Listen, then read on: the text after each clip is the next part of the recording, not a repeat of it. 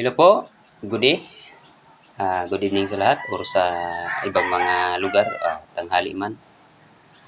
May pag-usapan tayo ngayon, idol, about po sa mga katanungan po ng ating kadalasang mga kabarangay na sinasabi nila, no.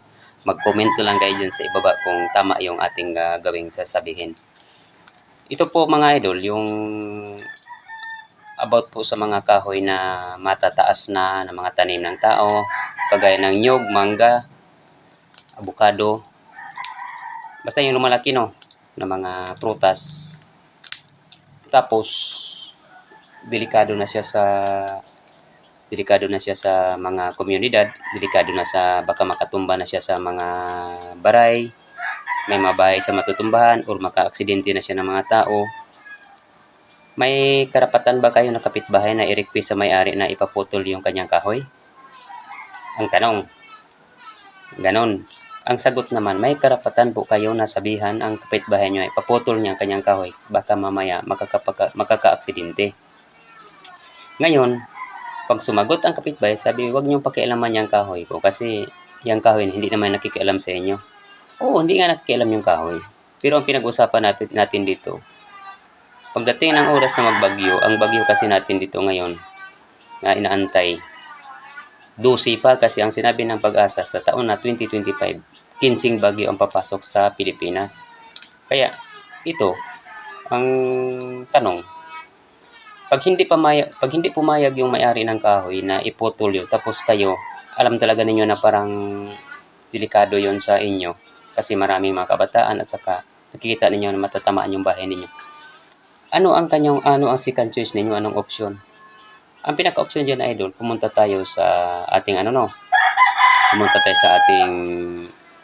munisipyo, magpaalam tayo doon sa kinaukulan, kay Mayor, kay Sanggunian, na meron tayong problema na ganon, na yung kapitbahay natin, kinausap na natin, hindi naman pumayag, kaya kailangan siguro aksyon na nila, sila na gumawa ng paraan na maputol yon kasi yon talaga nakikita natin na mga parang hazard sa ating komunidad. Ito po, ang gagawin dyan, itong may-ari na to, baka mamaya magagastusan pa siya kung may mag-operasyon sa pagputol doon kasi hindi yun voluntaryo ang magpuputol doon.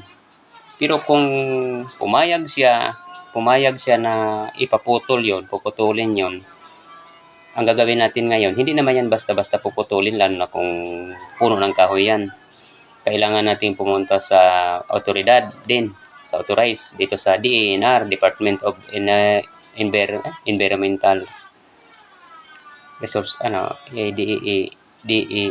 National Resources. Pumunta tayo doon para magpaalam na may puputulin tayong kahoy na hazard na sa komunidad.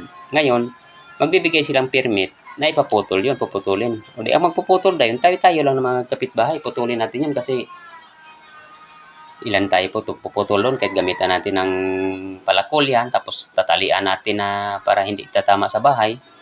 Magtulungan yung mga komunidad, yung mga kapitbahay. Pero kung nagmamatigas ka, pupunta na yung iba na ang magpuputol doon, pinursige na ng gobyerno, magagastusan ka doon kasi di ko alam, basta may proseso dyan na magagastusan. Di ko lang na kung ano ang ibig sabihin na magagastusan.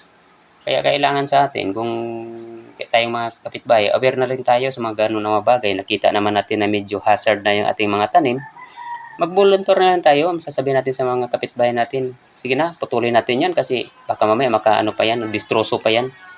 O, di, at least maganda yung mga banding. Hindi tayo magmamatigas kasi pag hindi natin papayagan, wala namang mas may kapangyarihan sa batas. Pag batas na rin ang magsasabi sa atin na ipaputulin, puputulin yan. Salamat ha, ito lang po ang aking kunting comment sa inyo. Mabuhay ang lahat.